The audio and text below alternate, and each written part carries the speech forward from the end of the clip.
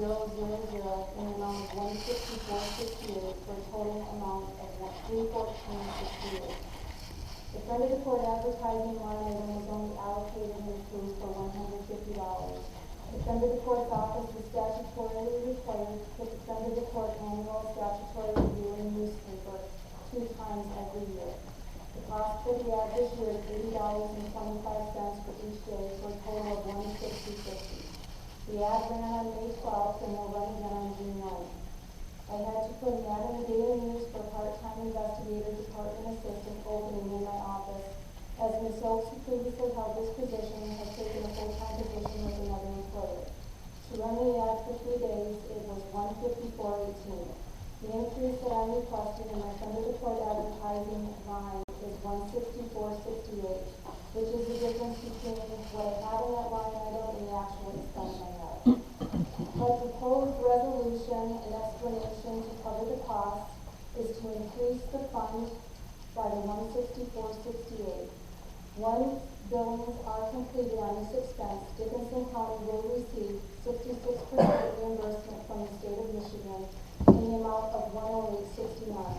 That will leave a balance of $55.99 to be covered. This year, in only one area of food collections, I've collected $12,837.70 for January through April. For the same period last year, I collected $11,584.69. This is an increase of approximately 10%, or $1,253.01. Therefore, given as well as my office performed last year, my collections are up even more this year, and for this area, this is only one area of my office operations.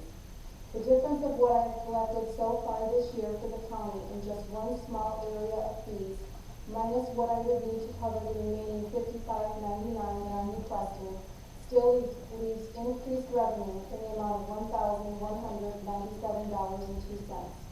So the county is still earning revenue from its services in this one small area of operation.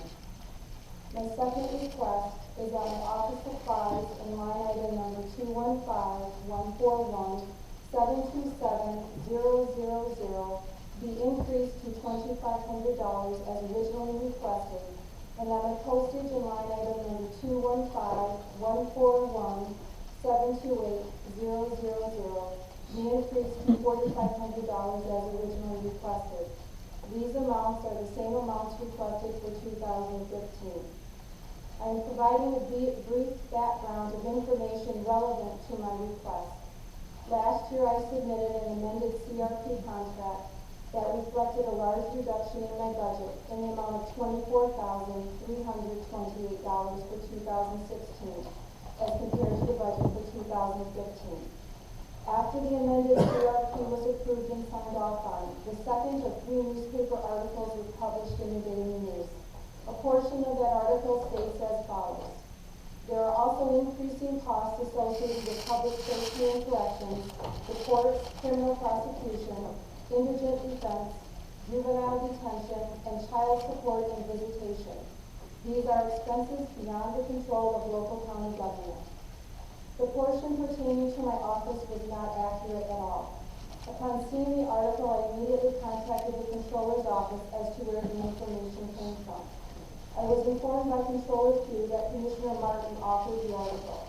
I then attended the next county board meeting and clarified that the information pertaining to my office was inaccurate and that it did not come from my office.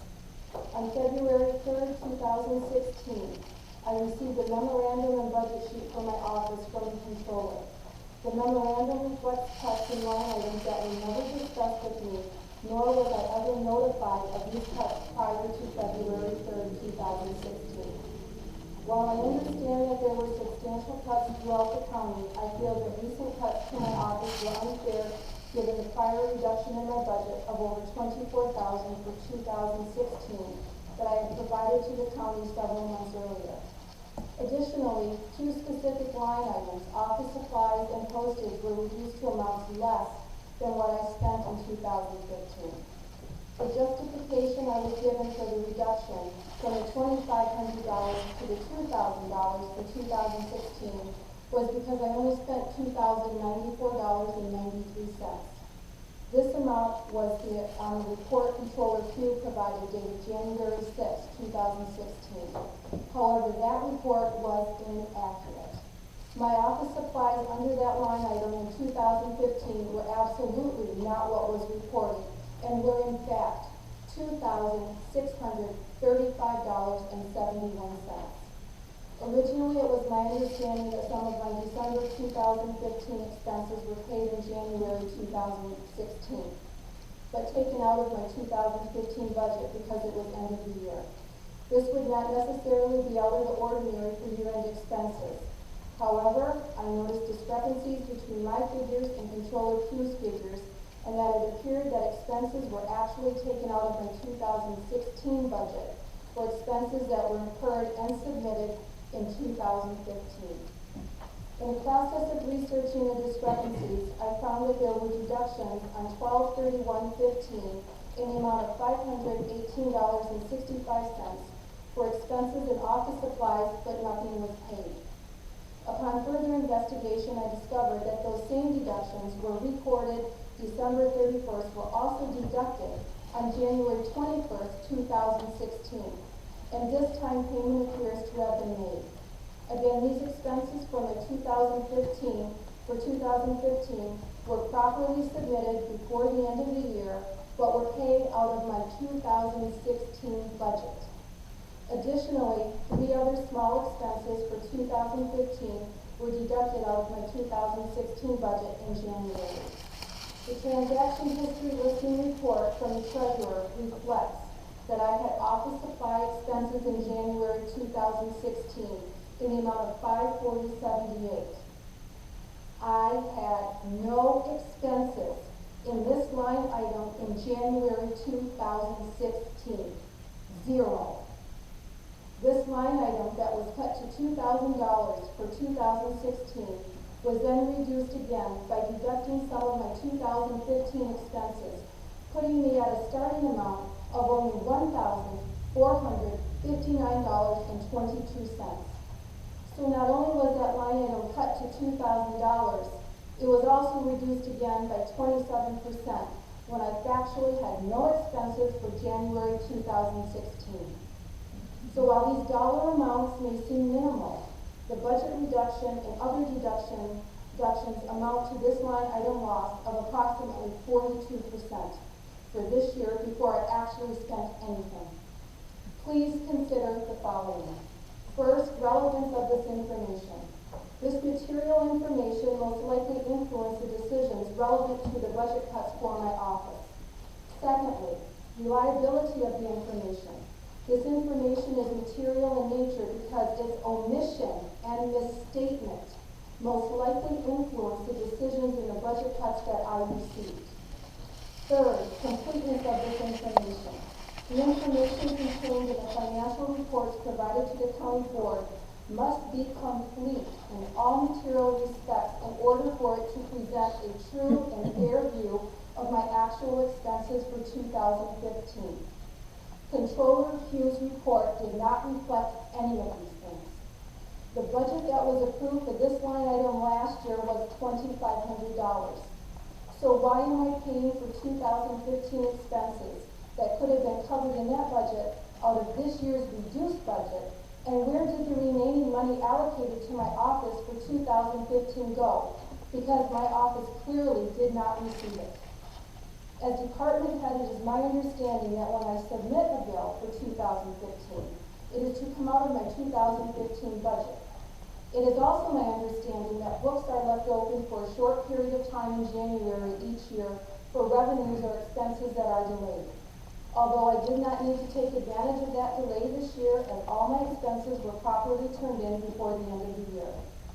I would like to note that Treasurer Lorna Carey sent a memo out last year, January 5th, 2015, regarding 2014 revenues and expenses. That memo in part stated, "Please be advised that the county clerk's office will be accepting check requests to be paid from the 2014 budget until January 30th, 2015. The report that Controller Pugh provided was dated January 6, 2016.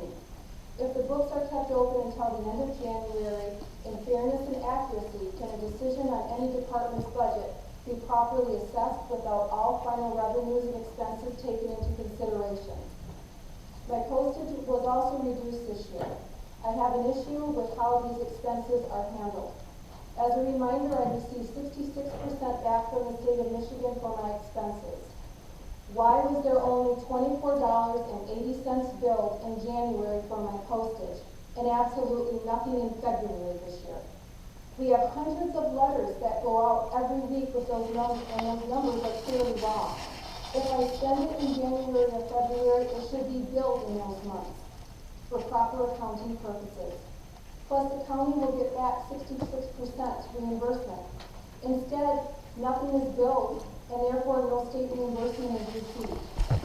My proposed resolution and explanation is in two parts tonight. First, I'm requesting that my office supplies in line item number 215-141-727-000 be increased to $2,500 as originally requested, and that my postage in line item number 215-141-728-000 be increased to $4,500 as originally requested, with the state reimbursing 66% of these expenses and the additional revenue I've collected already this year in the same area I referred to earlier. It would more than cover the additional $500 for office supplies and $500 for postage, and still leave the county with an additional revenue from my office in one small area. Secondly, that all January 2016 expenses under line item 215-141-727-000 be reversed and my 2015 expenses be adjusted to accurately reflect said expenses. The state of Michigan will require a letter detailing these adjustments. My third request is that Commissioner Ann Martin abstain from voting on any issue pertaining to the friend of the court's office. I want to make the board aware that I believe there is a conflict of interest with Commissioner Martin. I believe that any decision by Commissioner Martin would be adversarial in nature. Commissioner Martin interjected herself in a court matter by way of a letter to the circuit court judges that, among other things, disparaged me and was an attempt to threaten my employment. Commissioner Martin dispersed this letter to members of the community as well as the judges. The judges did respond and addressed her actions. It is my belief that Commissioner Martin's actions were an egregious abuse of power, and I believe that she will not be able to give a fair assessment or vote on any issue or request from my office. To be a good leader, you have to be able to listen to concerns with an open mind. You have to be able to communicate in good faith with honesty and integrity. As department head, I do not feel that Commissioner Martin will fairly address any issue or concern that pertain to my office. My proposed resolution is that I am respectfully requesting Commissioner Ann Martin abstain from voting on any issue pertaining to the friend of the court's office. While my statements here tonight may sound harsh, I want to be very clear that I care about Dickinson County, my fellow employees who are here tonight, my staff, and my clients. I appreciate your time. I'd like to request a copy of your remarks. That was a lot to take in when you went through all of the figures. A copy's been provided to the clerk. Yes, maybe for us commissioners so that we could review that. That was a lot of figures to take in. I would probably like to follow up and say everything that I mentioned tonight, I have supporting documentation, and I'm more than happy to sit down with you and go over it. I'm sure you do. I also want to say that you speak as though it was our purposeful intention to hamper the operation of your office, and that could not be further from the truth. There was no intention. We want you to have the funds needed to operate your office, for sure. In response to that, with all due respect, when you see the reports that I received from the treasurer's office, you may have a different opinion. A request was made for the transitionary history report on my office supply line items. There was no response. After 2 days, I had to request Honorable Mary B. Bartlett to get the report for me. I then had to make not one not 2, but 3 requests to be on the agenda tonight. So if you would like to discuss that further at any time in the future, I would be more than happy to do so. Thank you. I will call on Controller Pugh to respond as she can, but I think. I have that in writing also. Thank you. I think with all this information, it would be difficult to do so, but if you would like to add some remarks, that would certainly be fine. Yeah, I wouldn't mind adding some remarks.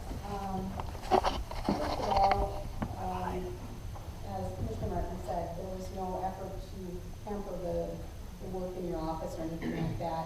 I think, Heidi, you know that I've always been very complimentary about the way you handle your budget and how you keep an eye on things. The reason you had to ask 3 times is because you wouldn't respond. So, I don't know why, but anyway. The reports that you're talking about, and the numbers that you're talking about, are from computer printouts. Those are actual printouts from the general ledger. Those are not put together by any person. Those are from our software.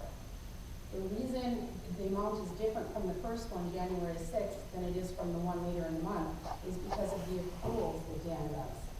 I don't know why he paid bills or why he approved certain bills. I don't even see those bills. So you would have to talk to him about that, what was I paid don't in have to, I January. believe, with all due respect, I know how to read those reports. And you deducted not once, but twice, the same dollar amounts. And you took out of my 2016 budget, 2015 expenses. I have everything right here. But that, it comes out when the bills are paid. I don't even see the bills when they're paid. Those are paid by the finance clerk. So when you're saying you took, I have no way of taking anything out of there. Whatever bills you turned in were paid. I don't think you have a really good understanding of how the accounting works. I'd be happy to explain it to you. With all due respect, I believe I have a very good understanding how the accounting works. And I have every one of these reports here. I have had an accountant go over them, I have had the judge go over them, and I have gone over them. And I have a very good understanding how these accounting Okay, are well, there's used. no big conspiracy, so if you No, want to talk about it. there's probably not a big conspiracy. Okay. But in fairness, whether it is $1 off or $5,000 off, the people of this community deserve to have things balanced. And when I submit to you a 2015 budget, and I have $2,500 to use, and you don't use it, where's the rest of my money? And you took it out of my 2016 budget? That is not fair. Can you shed any light on this, Valerie, since your office pays the bills? I'd have to. Okay, I think we'll move on. I think that I I'd don't know like how to to explain get, it further. no, and I hope that you can get together and I think you work need to this talk to out, Dan about how those bills were paid. perhaps, Because to work through a resolution to this matter, but I would appreciate it. Wow, I have no control over that. I'm astonished. I'm not the only one tonight. I have got all of these reports. And again, I would welcome to sit down with any one of the commissioners and go over this. And to place a finger blame on Dan, I'm ashamed of you. Nobody's blaming Dan. It's just that Dan pays the bills. That's where you have to start in order to track back why they got billed and paid in 16 and not I'm in going to 15. sit down because I don't accept your explanation any longer. All right, thank you. Thank you very much. Thank you very You're much. very welcome. And we will take this request and study it, and